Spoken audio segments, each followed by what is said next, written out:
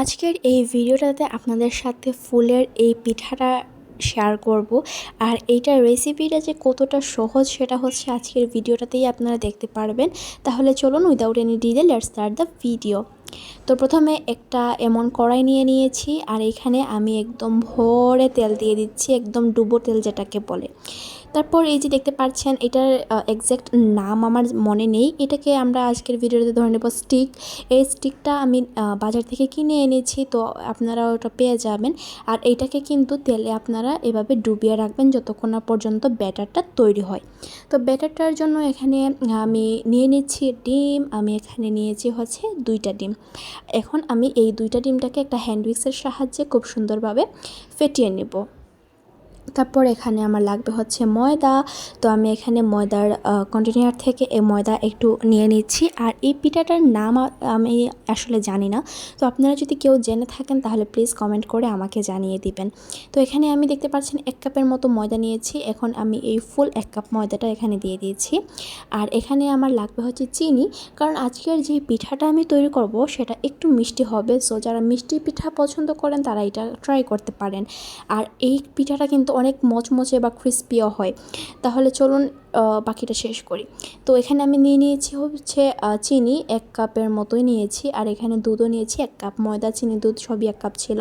তো এখন আমি দুধটাও এখানে সুন্দরভাবে দিয়ে দিচ্ছি। এখন আমি পানি দিয়ে দিচ্ছি, আর এটা হচ্ছে নর্মাল পানি। তো আমি নর্মাল পানিটা নিয়ে এখন এই ব্যাটারটা আমি রেডি করে নিচ্ছি। একটা সফট স্মুথ ব্যাটার আসা পর্যন্ত আপনারা একটু ওয়েট করবেন। আর একটু ভালোভাবে সময় নিয়ে ব্যাটারটা ফেটিয়ে নেবেন, তাহলে পিঠাটা ভালো হয়। আর কনসিস্টেন্সিটা দেখতেই পাচ্ছেন কেমন আছে, তো এইভাবেই রেখে দিবেন। তো এই তো আমাদের ব্যাটার বানানো শেষ হয়ে গিয়েছে। এবার যে আমি কিন্তু এতক্ষণ এই জিনিসটাকে মানে এই স্টিকটাকে তেলে ডুবিয়ে রেখেছিলাম। তো এখন আমি দেখতে পাচ্ছেন কিভাবে প্রসেসটা করছি। এটা একদমই ইজি, এত বলার কিছু নেই। তাও আমি আপনাদের সাথে একদম ফুল ডিটেলসে শেয়ার করছি। এভাবে করে ধরে আপনি তেলে জাস্ট একটু সময় ধরে রাখবেন, বেশি সময় না, 30-40 সেকেন্ড ধরে রাখবেন। দ্যাটস ইট, আর লাগবে না সময়। এই পিঠাটা যে এত কম সময় তৈরি হয়ে যায়, কিন্তু কথা হচ্ছে আপনারা একটু বড় কড়াই নেবেন, তাহলে একসাথে অনেকগুলো তৈরি করতে পারেন। এভাবে যেমন একটা একটা করে তৈরি করতে অনেক সময় লেগে যায়, 1 মিনিটে একটা পিঠা আপনার অনায়াসে হয়ে যাবে। তো এটা অনেক ভালো একটা জিনিস, মানে ভালো একটা পিঠা খাবার। তো এভাবে হচ্ছে আমি প্রত্যেকটা পিঠাই সুন্দরভাবে তৈরি করে নিচ্ছি। আর দেখতে পাচ্ছেন আমার পিঠাগুলো কত সুন্দর হচ্ছে।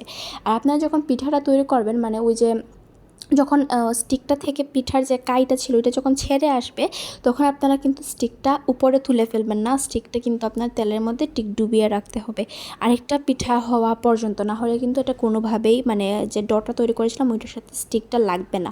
এইভাবে আপনারা একটু সুন্দর করে প্রসেস করে ফেলবেন, তাহলে দেখবেন আপনার পিঠাটাও কিন্তু হয়ে যাবে। আর এটা কিন্তু মানে খুবই ফাঁকিবাজি একটা রেসিপি, খুবই মানে এত ঝামেলাও নেই পিঠা তৈরি করতে। আমরা যেমন অনেক ঝামেলা পোহাই, এগুলো কিন্তু কিছুই নেই। তো আপনারা চাইলে এভাবে খুব ইজিলি এই পিঠাটা তৈরি করতে পারেন আমার এই রেসিপিটা ফলো করে। তো এই ভিডিওটা যদি আপনাদের ভালো লেগে যায় তাহলে প্লিজ আমার ইউটিউব চ্যানেলটা সাবস্ক্রাইব করে দেবেন, পাশে থাকা ছোট্ট বেল আইকনটা ক্লিক করে দিবেন। আর একটা কমেন্ট করে যাবেন, আপনাদের প্রত্যেকটা কমেন্ট পড়তে আমার অনেক ভালো লাগে। আর হচ্ছে যারা ফেসবুক থেকে ভিডিওটা দেখছেন প্লিজ ফেসবুক পেজটা ফলো করে দিবেন, এবং আমার সব ভিডিওগুলো একবার ঘুরে আসতে পারেন, আশা করছি আপনাদের ভালো লাগবে। তো এইভাবে করে কিন্তু আমি সবগুলো পিঠাই তৈরি করে নিয়েছি। আর আমার পিঠাগুলো দেখেন কতটা সুন্দর হয়েছে। আমি প্রায় 10-12টা বা 15-20টার মতো পিঠা তৈরি করেছিলাম। আর পিঠাগুলো দেখতে কিন্তু অনেক সুন্দর হয়েছে। আর এই যে এইভাবে পিঠাটা যখন ছেড়ে যাবে তখন ঠিক এইভাবে আপনারা এই জিনিসটাকে ডুবিয়ে রাখবেন তেলের মধ্যে। এটা কিন্তু ডুবিয়ে মাস্ট বি রাখতেই হবে, না হলে কিন্তু হবেই না। তো এই যে আমি সব সিক্রেট বলে দেওয়ার পর আমি আপনাদের সাথে শেয়ার করছি পিঠাটার একদম ফাইনাল লুক। দেখুন কতটা কিউট লাগছে, পিঠাগুলো একদম ফুলের মতো লাগতেছে, ফুল হয়ে আছে একটা প্লেটের মধ্যে। তো আমি একটা পিঠা আপনাদেরকে ভেঙে দেখাই, তাহলে দেখতে পারবেন কতটা মুচমুচে ছিল পিঠাটা, জাস্ট ধরতেই ভেঙে গিয়েছে।